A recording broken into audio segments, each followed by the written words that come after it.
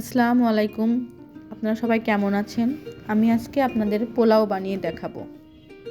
পোলাও বানাতে যা যা উপকরণ লাগবে তা হলো, আমি 1 কাপ পেঁয়াজ কেটে নিয়েছি, এরপরে আদা রসুন আর পেঁয়াজ একসঙ্গে বেটে নিয়েছি,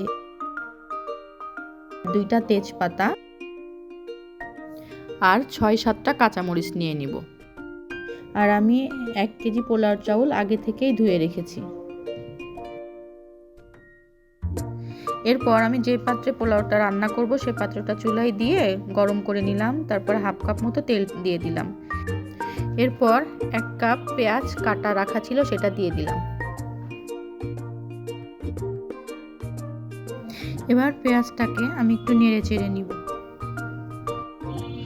একটু পেঁয়াজটা ভাজা হলে আমি তার ভেতরে পোলাওর চাউলটা অ্যাড করে দিব।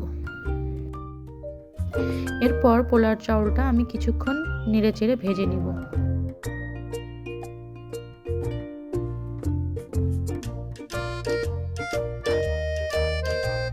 এরপর আমি এই চাউলের ভেতরে 1 চামচের বেশি লবণ অ্যাড করে দিব।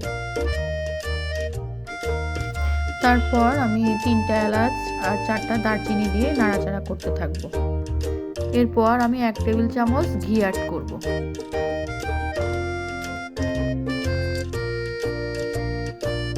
ঘিটা অ্যাড করার পরে আমি ভালো করে এটা পুরো মিলাই নিব, এর সঙ্গে ভাজতে থাকব। এবার হালকা চিড়ে রাখা 6-7টা কাঁচামরিচ সেটা দিয়ে দিব। এরপরে 2টা তেজপাতা দিয়ে দিব।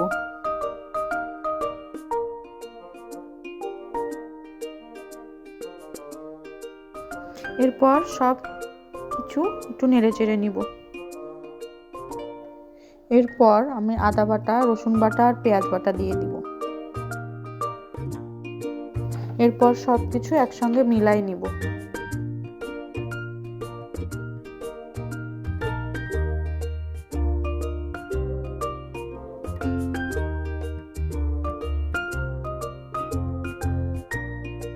আমি 7 কাপ চাউল নিয়েছি, এজন্য এর মধ্যে এখন 14 কাপ পানি দিয়ে দিব। এরপর বলক ওঠা পর্যন্ত আমি ওয়েট করব, একটু নেড়ে চেড়ে দিব এর মধ্যে।